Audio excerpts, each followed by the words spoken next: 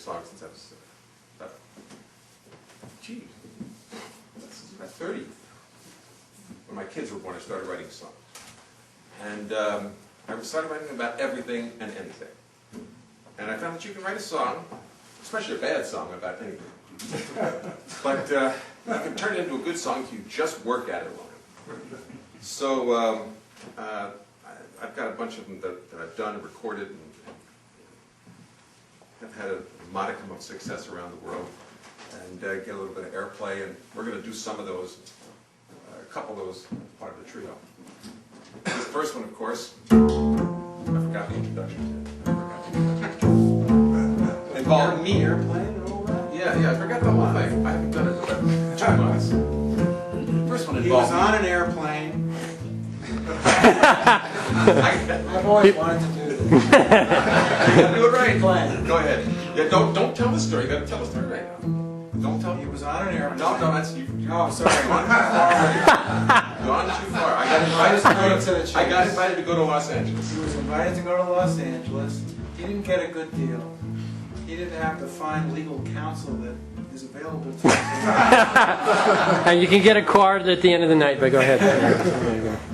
Little lawyers here. Right, I know. So he negotiated. It was $500, and after lots of hard negotiation, he finally got a fee of $500.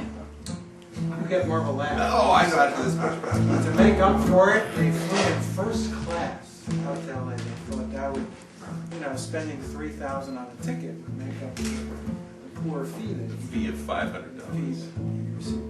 And then he sat down in that first class seat, and next to him No, don't tell who it was.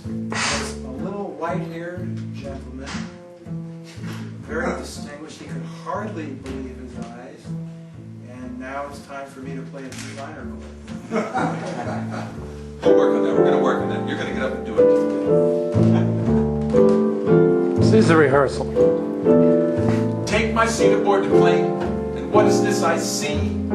Leonard Bernstein comes aboard and sits right next to me. First class New York to LA, some things just work out right. I'll be sitting next to Leonard Bernstein this whole flight. Did I say Bernstein or Bernstein? If it's Bernstein, it's not a Steen. It's not a Steen of beer, it's a Stein. Roger Hammer, Stein, Steen, not confused. The family's come up to me many times and told me exactly what it is. It's Steinway. It's not a Steinway, it's a Stein. Maybe I should just act like I do not recognize him. Be real cool and do my best not to antagonize him. Now we're rolling down the runway. Next stop is L.A. I am nonchalant like I ride next to Lenny every day. Naturally, I turn to him against my own advice. Introduce myself and find that Lenny's very nice. Soon we start to chat and drink and talk about our lives. We talk about our children and our wives. But what a lovely fellow, what a lucky day. Me and Lenny side by side, New York to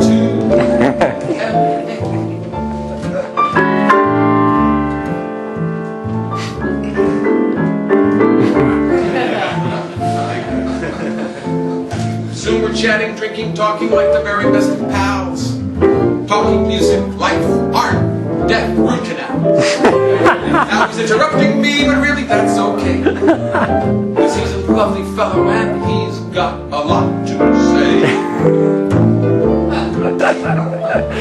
I recite some songs I wrote, he recites them back. For poetry and music, he seems to have a knack. He tells me that his new show closed and now he's feeling beat and he's not used to dealing with defeat. But what a lovely fellow, what a lucky day.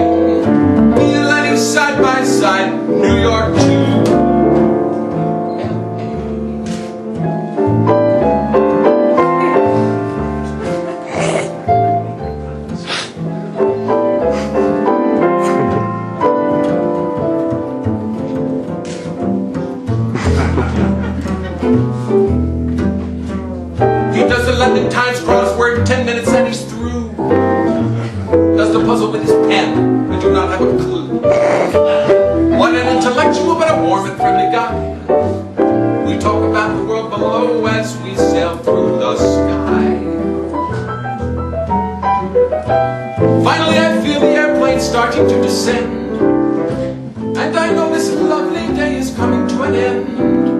Put our trays and seat backs up just like you're supposed to do. Land and bid my friend a fond adieu. What a lovely fellow, what a lucky day. Me and Lenny side by side, New York to LA. What a lovely fellow, though really I must say, I've not heard from Lenny since I left him.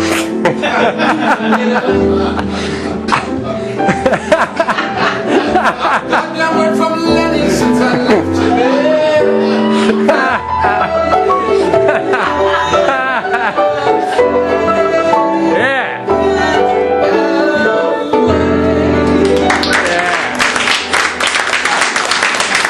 Bravo. Thank you, thanks. So people come up to me and say, that was great, do another song by Lenny.